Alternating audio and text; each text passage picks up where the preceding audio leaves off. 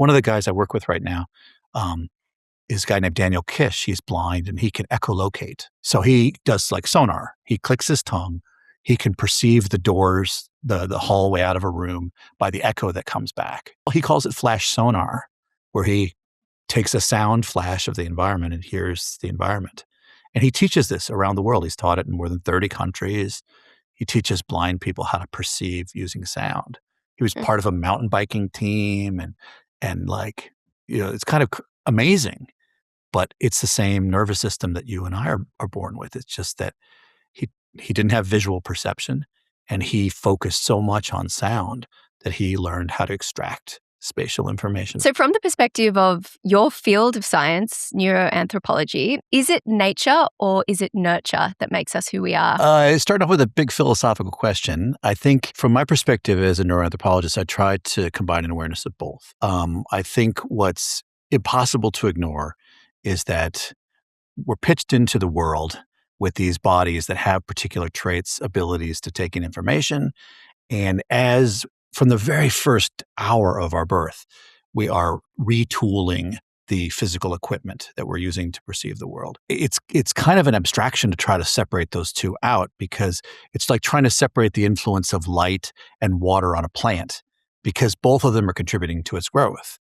And the same thing is happening with humans, that our bodies are unfolding in part by biological processes, some of which are pretty invariant, that across people, but a lot of them are not.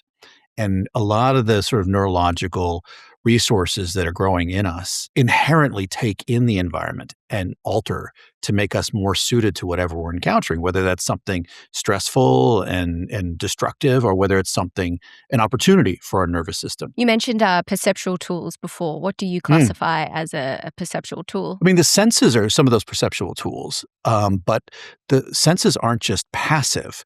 They're the patterns through which you are inquisitive in the environment, what you look for. A simple example, in social interaction, do you look somebody else in the face or not? And do you gather information about facial expression and eyes from another person? In some settings, that's really threatening or really inappropriate.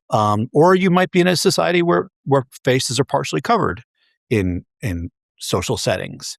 And so you get different kinds of information. There are guidelines to that. Do you stare? I remember first time I went someplace where somebody stared at me, where they didn't have the same rules that I grew up with in the US. And it's disconcerting to just have somebody stare at you for a long period of time. And for them, that was not against the rules of interaction. Or maybe they were person breaking their local rules of interaction. I didn't know enough to be able to question them or challenge them. So when I talk about perceptual tools, it's not just the sort of naked senses. I'll just give you a great example of that. And one of my favorites is a researcher named Asifa Majid. And she has worked with indigenous groups that have primary terms for aromas. So just like we have primary terms for colors, red, blue, green, yellow in English, they have primary terms for aromas in some of these languages in the highlands of Thailand and Southeast Asia. And these folks perceive aromas with the same consistency and stability across people that Westerners perceive colors, basic colors. But what I find really interesting about that is that when you have a language for something, are you more perceptually aware of it? What does that mean for the neurobiology and then also your experience of the world? That is a great question. It's a live question in the research. It's certainly the case that there is increasing discussion about the relationship of naming to the ability to make stable, consistent distinctions. So there's even some experiments where they give people new words, nonsense words, for new concepts, and people will actually find a way. So there's some research where they use, for example, like artificially created dolls of different types, and they give them two different terms, and they're told to sort them by the terms. And sometimes people will use like similarities in the words. Some words sound kind of rounded, and some words sound kind of sharp, and so people organize it. But over time, those terms like perceptually help people to anchor their perceptions and to create a live category. It's very fast. It's very dynamic. And you can do it like on the fly if you have to. I've seen it with dancers, for example, where dancers are trying to do choreography and somebody comes up with a term that they just kind of pull it out of the air.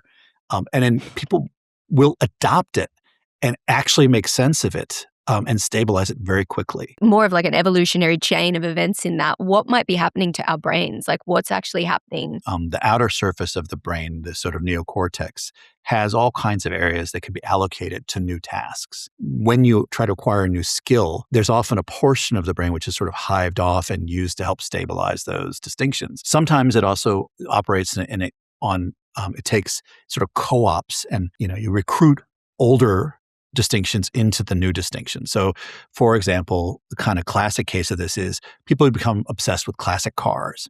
And if you ask them to sort of, what's that? Oh, that's a 53, whatever, Ford this. They will often, you'll perceive in things like, an fMRI, that there's a lot of oxygenated blood flowing into the same area that's used for facial recognition.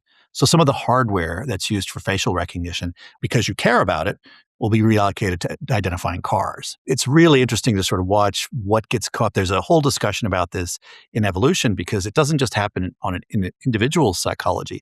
It happens sort of as a species. So, for example, what parts of the brain get reused when literacy comes in? What were they doing before literacy? Because it wasn't like some part of the brain suddenly emerged. Like there's no new part of the brain that's arising. So what's happening? What was that part of the brain doing before? And there's a whole discussion about, really interesting discussion about like letter formation, and was it an area of the brain that was used previously for things like tracking or for seeing small, highly detailed things in nature that were important to our ancestors that later gets sort of repurposed into the reading part of the brain. Because it turns out that with most languages, when you learn to read, it's the same part of the brain that becomes really active in letter perception. Right. But if we think about consciousness as being the like experience of having subjectivity and that being kind of linked through there being like a unity of that across time, and that's what this idea of the self is.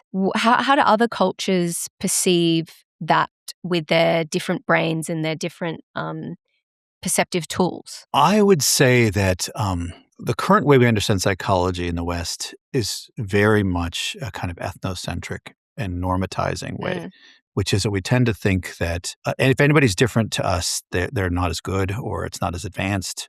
And if anybody doesn't have a consciousness like everybody else, or like people who've written about it, then they're not normal. And what I'd say is it's the more you should do what I do, the less you're convinced that there is a normal.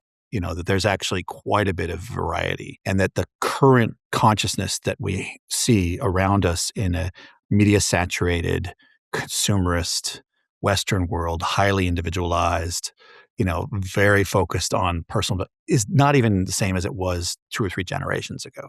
That we're seeing a lot of change. People are worried about, for example, the effects of, mobile phone use and how is that affecting consciousness? Is that changing people's ability to pay attention to things? And it makes sense because if you think of consciousness not as a trait, but as a skill, then whatever you're practicing, you're going to get good at. So if you're practicing being highly wired, and quickly switching from one stimulus to the next, you're going to get really good at that. And it's not so much, again, I don't want to make it normatizing. It's not that it's a deficit, because that's the way it's usually understood. Like kids these days are getting damaged by mobile phones. That's the assumption.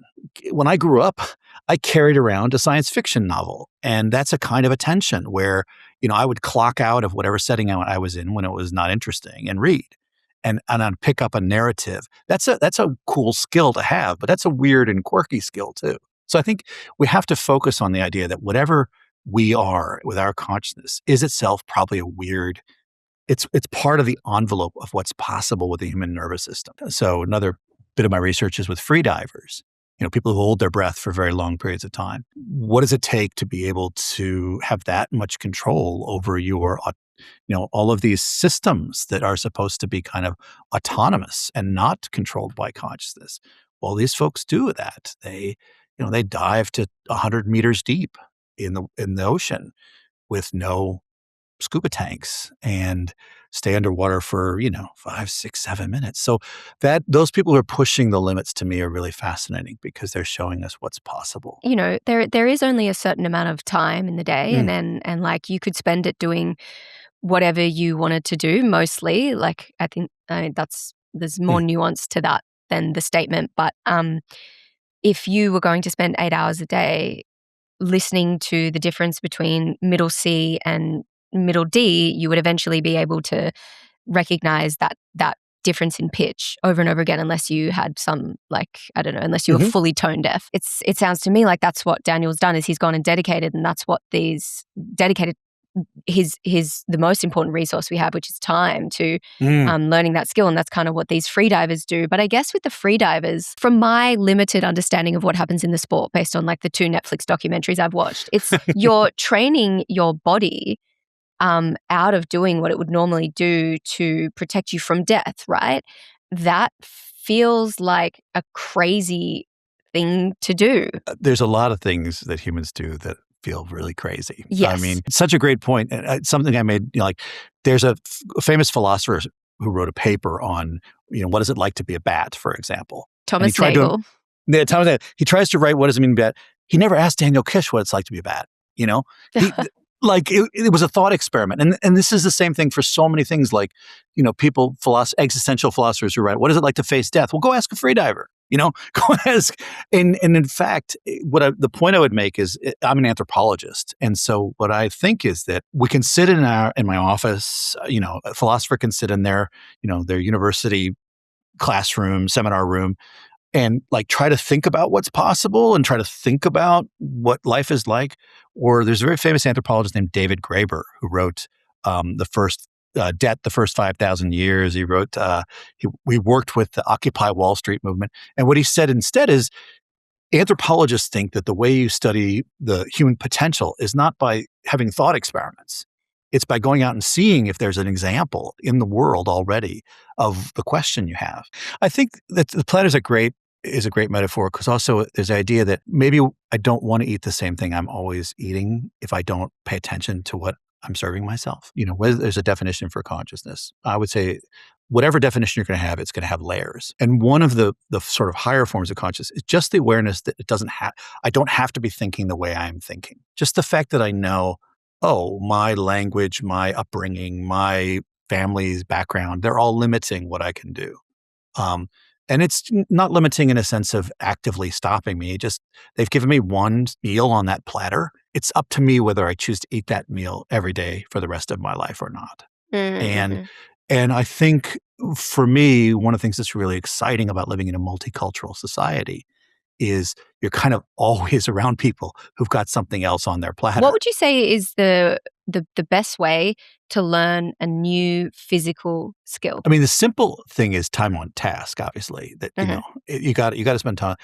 But I think, motivation is just the key. And this is not just physical, but like motivation is a key even in academic subjects I teach. And one of the hardest things we're doing right now is we are stripping out social motivation from so many of our activities. So why did you learn to play certain sports previously? Well, I learned to play that sport because I wanted to be in that social setting. I learned to play tennis because I enjoyed hanging out with the tennis players, and I picked up stuff from people. And like trying to learn online by yourself is such a heavy lift. And it doesn't matter whether we're talking about a sport or a skill or a craft or an academic thing. And that's one of the reasons why I'm sort of dismayed by the move to like online education. If somebody's highly motivated, absolutely they can learn, but the problem is most of us aren't. And most of us really learn through those interactions. We stay on task through those interactions. So if you want to learn a physical activity, join the club for that activity. Just be with the people who do it. And what you'll find is that it becomes almost effortless. So I really wanted to learn to salsa dance. I was trying to hook up with a girl, and she was into Latin dancing. And so I found out they had free lessons every Wednesday night and free snacks at one of the clubs. And so I would go there and we'd have an hour-long lesson, and then I would try to dance. And first, when I got on the floor, I was so bad that I'd get stressed out like halfway through a song and have to stop. I'd be like, I'm sorry, I can't keep dancing. I'm so like stressed out. But I really like the more I was there and the more I ate the food and the more like people knew me, I eventually became a salsa instructor, and it was primarily just because I wanted to be in that social world. I just wanted to have a place there. And then people would show me stuff and people would help tell me to relax. And they would say, you're doing great. And, you don't need to be so nervous. And all of that just helps. It just like they were trying to get me to be part of their group. And in the end, it worked. But it's letting that group work on you. So if there's something you want to learn, my advice is find a group, let the group pull you in and let them help you to become one of them.